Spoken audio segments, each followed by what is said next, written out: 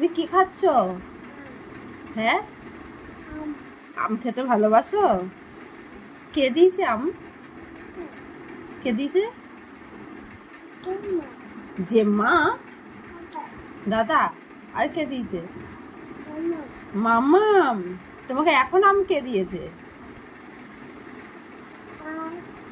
ওকে 2 টুকরো আম খেতে দিয়েছি, তার থেকেই 1 টুকরো ফিনিশ আর 1 টুকরো খাচ্ছে।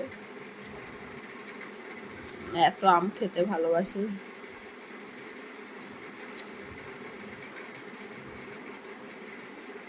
সকাল থেকে বলছে আম খাবো, আম খাবো।